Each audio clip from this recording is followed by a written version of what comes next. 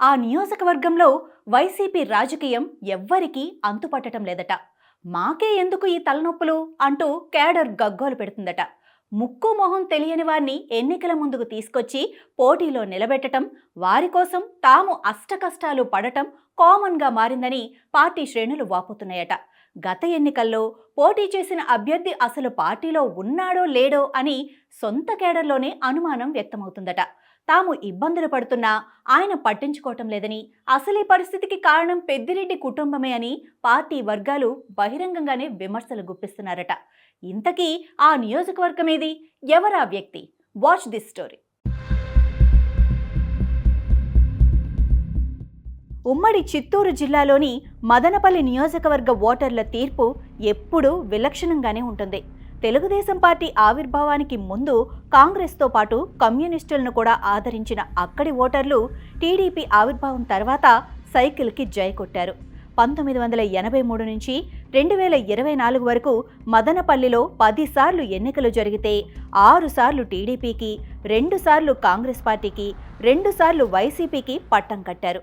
YCP ఆవిర్భావం తర్వాత 2014, 2019 ఎన్నికల్లో వరుస విజయాలు సాధించి మదనపల్లిని కంచుకోటగా మార్చుకుంది. గత ఎన్నికల్లో కేవలం 5,500 ఓట్ల నామమాత్రపు తేడాతో వైసీపీ పరాజయం పాలైంది. రాష్ట్ర వ్యాప్తంగా కూటమి గాలి వీచినప్పటికీ అక్కడ వైసీపీ అంత గట్టి పోటీ ఇచ్చిందంటే కేడర్ ఎంత బలంగా ఉందో అర్థం చేసుకోవచ్చు.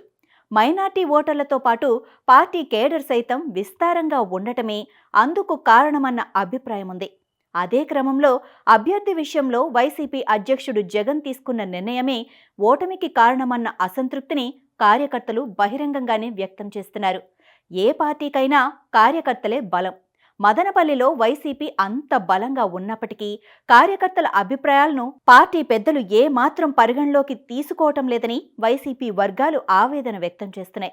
ప్రతిసారి ఎన్నికల ముందు ముక్కు మొహం తెలియని వారిని నియోజకవర్గంలో దించటం, అభ్యర్థులుగా నిలబెట్టడమే అందుకు కారణమని అంటున్నారు. 2014లో జరిగిన ఎన్నికలలో మదనపల్లి నుంచి టీడీపీ పోటీ చేయకుండా పొత్తులో భాగంగా బీజేపీకి ఆ సీటు కేటాయించింది.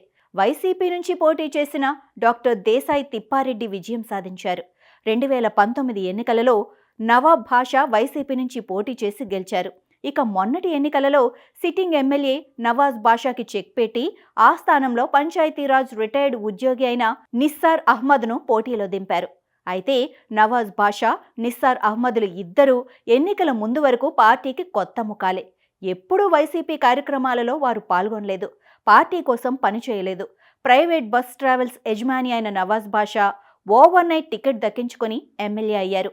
గత ఎన్నికల్లో ఆర్థికంగా స్థితిమంతుడైన నిస్సార్ అహ్మద్ టికెట్ దక్కించుకొని ఓటమి చవిచూశారు. అయితే ఇలా ప్రతి ఎన్నికల్లో అభ్యర్థిని మార్చటం వెనుక పెద్దిరెడ్డి కుటుంబమే ఉందని, వారి నిర్ణయాల వల్లే తాము రోడ్డున పడుతున్నామంటూ మదనపల్లి కేడర్ ఆగ్రహం వ్యక్తం చేస్తున్నారు.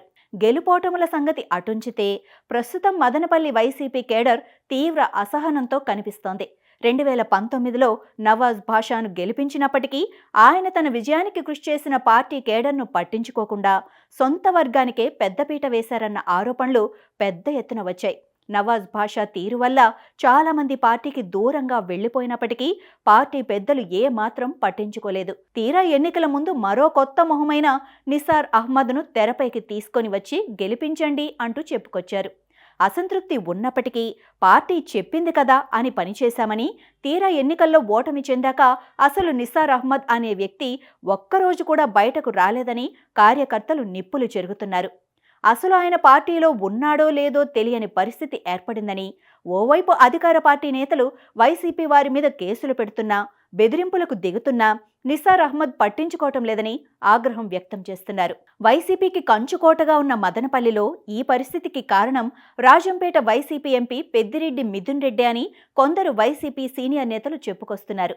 ప్రతిసారి ఎన్నికల ముందు కొత్త వారికి సీట్ ఇవ్వటం, వారిని గెలిపించమని చెప్పటం పెద్దిరెడ్డి కుటుంబానికి అలవాటుగా మారిందని, జగన్ కూడా వారు చెప్పినట్లే నిర్ణయాలు తీసుకొని తమను ముంచారని పార్టీ వర్గాలు వాపోతున్నాయి.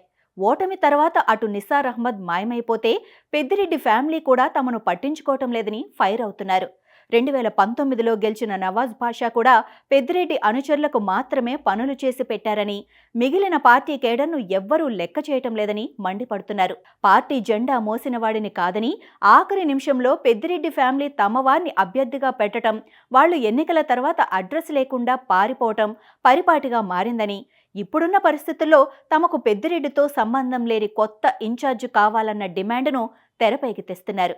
ఈ క్రమంలోనే మాజీ ఎమ్మెల్యే తిప్పారెడ్డి పేరు గట్టిగానే స్థానిక నేతలు ప్రతిపాదిస్తున్నారు. ఇదే విషయాన్ని పార్టీ పెద్దల దృష్టికి కూడా కొందరు నేతలు తీసుకువెళ్లినట్లు తెలుస్తోంది. గత ఎన్నికల్లో తిప్పారెడ్డి పోటీ చేసి ఉంటే ఫలితం మరోలా ఉండేదని, కొత్త అభ్యర్థిని పెట్టడం వల్లే 5,000 ఓట్లతో ఓడిపోవాల్సి వచ్చిందని కార్యకర్తలు అంటున్నారు. ఇప్పటికైనా మదనపల్లె ఇన్ఛార్జి విషయంలో సరైన నిర్ణయం తీసుకోకపోతే రానున్న రోజుల్లో అక్కడ పార్టీ మనుగడే కష్టమని హెచ్చరిస్తున్నారు.